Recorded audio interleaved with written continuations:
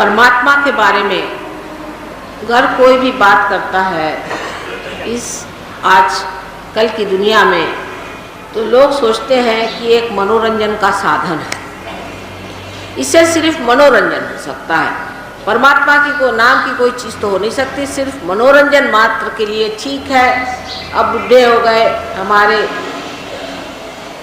बाबा दादी, तो ठीक है मंदिर में जाके बैठे और अपने समय बिताएं, एक अच्छा तरीका है। घर में बैठ के बहू को सताने से अच्छा है कि मंदिरों में जाए।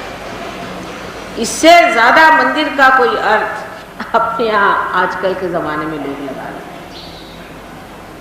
ये जो मंदिर में भगवान बैठे हैं, इनका भी उपयोग यही लोग समझते हैं कि इनको जाके अपना दुखड़ा बताएं, ये तकलीफ़ है वो तकलीफ़ है और वो सब ठीक हो जाना चाहिए।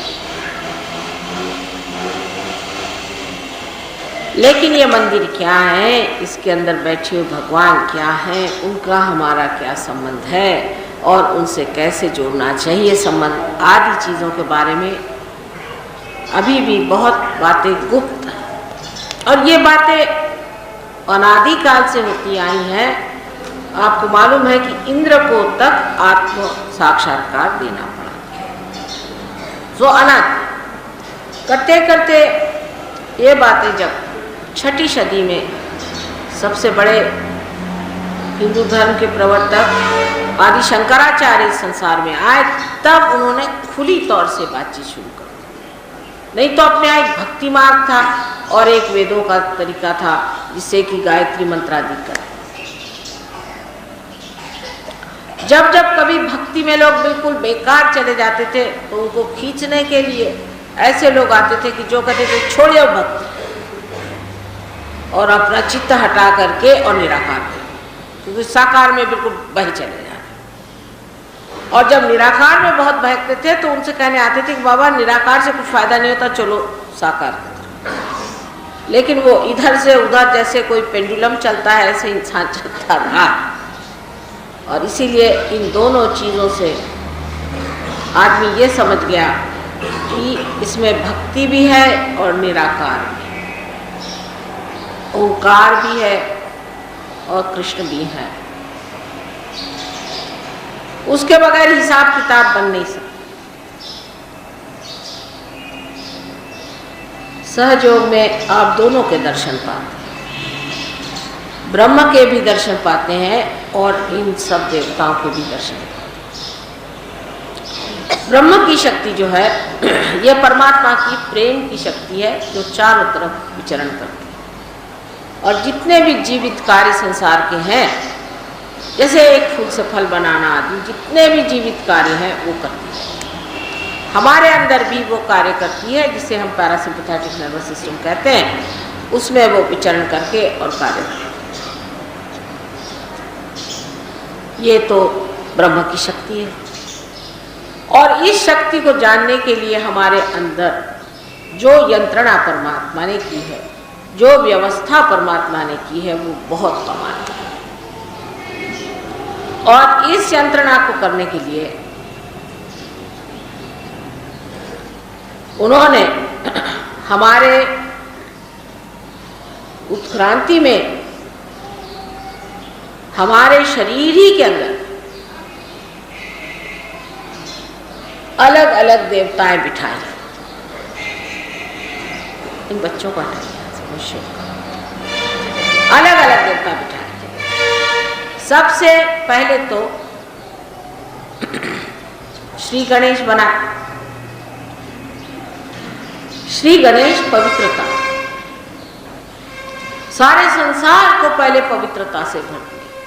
निराकार में कहें तो वो पवित्रता से भर दिया, और साकार में कहें तो श्री गणेश बना। बातें जैसे ये अब आप देख रहे हैं जो जल रही है, इसका प्रकाश चारों तरफ है, लेकिन इसकी ज्योत भी है और प्रकाश भी। इसी प्रकार जो सबसे पहले चीज बनाई वो श्री गणेश बनाए, जिनका प्रकाश जो चारों तरफ फैला हुआ है, जो ब्रह्म शक्ति। अब किसी ने अगर गणेश जी को पकड़ लिया तो भी गलत होगा, और किसी ने अगर प्रकाश को पकड़ लिया वो भी गलत हो गया। क्योंकि जैसे मैंने पहले मर्तबा बताया था कि पहले तो उन्होंने बात की कि कौन से फूल हैं और फूल के अंदर शहद है, तो लोग फूलों से चिपक गए कि फूलों को खोजो, बकना शुरू हो गया सब, मतलब जबानी जमा खर्चे, शब्द जालम, बस बातें करना शुरू कर दी। तो उन्होंने कहा कि भाई देखो ये फूल खोजने वाले जो हैं तो पगला गए, फूलों की पूजा, फूलों के पीछे दौड़ना, और शहद की बात ही नहीं करते। तो फिर उनका चलो भाई शहद की बात शुरू, सब जितने बड़े बड़े हो गए हैं वो हमारी भलाई के लिए ही एक में से निकाल के दूसरे में से निकाल के इसमें ऐसा करके किसी तरह से अकल डालते। कभी निराकार की बात करो, अलख निरंजन की बात करो, अलख जो दिखाई नहीं देता, वो उन्होंने बातचीत शुरू कर दी, पर वो भी बातचीत हो गई। शहद की भी बात करो और मधु की भी बात करो तो भी मधु पाइएगा कैसे? तो क्या होना चाहिए? आपको मधुकर होना चाहिए, आपको स्वयं बदलना पड़ेगा, आप में आत्म साक्षात्कार होना चाहिए। यह सब धर्मों में कहा गया है, क्योंकि अदल बदल करने से थोड़ा दिमाग आदमी का ठनकता है, सोचता है कि चलो ये गलत चीज थी, दूसरी चीज पकड़। लेकिन सबने एक बात कही, चाहे कितना भी अदलो बदलो, लेकिन चीज है आपका आत्म साक्षात्कार होना चाहिए। किसने नहीं कहा? ईसा मसीह ने कहा कि तुम्हारा फिर से जन्म होना चाहिए। हिंदू धर्म में तो बिल्कुल ही मानी हुई चीज है कि दी जाए तिसा दी जाए, जो जिसका दूसरा जन्म होता है वही ब्राह्मण होता है, वही ब्रह्म को जानता है, साफ साफ कहा हुआ। उसके तौर तरीके गलत लगाने से नहीं, पर सही बात में तो यही कहा। नानक साहब ने कहा कि अपने में खोजो, आपे को पहचाने बगैर आप परमात्मा को नहीं जान सकते, आत्मा को पाओ, उन्होंने यही कहा। अब सबने यही रट लगा के रखी है कि भाई आत्मा को पाओ फिर से जन्म करो। ईसा मसीह ने कहा वही बात, मोहम्मद साहब ने कहा है कि आपको पीर होना पड़ेगा। सबने जब एक ही बात कही है तो उधर ध्यान देना चाहिए कि सबने इसका अंतिम लक्ष्य एक बताया कि कितने भी चक्कर काटो लेकिन पहुंचना वहां, और उसका दिमागी जमा खर्च बना रखा है सबने, उससे नहीं मिलने वाला। आदि शंकराचार्य जी ने भी यही कहा कि बाबा दिमागी जमा खर्च। अब सहयोग में तो हम ये मानते हैं कि बुद्ध देव जिन्होंने निराकार की बात की थी, जिन्होंने ईश्वर की बात ही नहीं करी, क्योंकि उन्होंने सोचा कि ईश्वर की बात करो तो ये ऊपर टंग जाते हैं, ये फिर अपनी सोचते नहीं है। ईश्वर की बात करो तो सब अपने को ईश्वर समझने लग जाते हैं। बहुत से लोग वो सोचते हैं कि हम बिल्कुल निराकार हो गए, बहुत से लोग अपने सोचते हैं हम ईश्वर हो गए। इंसान का दिमाग ऐसा है कि जिस चीज से चिपका दो वही हो जाता है, और जो असल में है आत्मा वो नहीं होता। तो इस तरह से जब इंसान का स्वभाव है कि इससे चिपक जाए उससे चिपक जाए, तो बुद्ध ने भी क्या कहा कि ईश्वर की बात ही नहीं करो तो अच्छा, नहीं तो ये ईश्वर को जेब में डाल लेते हैं, और जब जरूरत है जेब से निकाला, ईश्वर देख ये काम करना दे। अब वो कौन सा ईश्वर है भगवान जाने। जब अपने एक जन्म में उन्होंने ईश्वर की बात नहीं की और उन्होंने कहा कि बस चलो निराकार को छोड़ो, आत्म साक्षात्कार, उसका भी एक तमाशा बुद्धों ने बना डाला।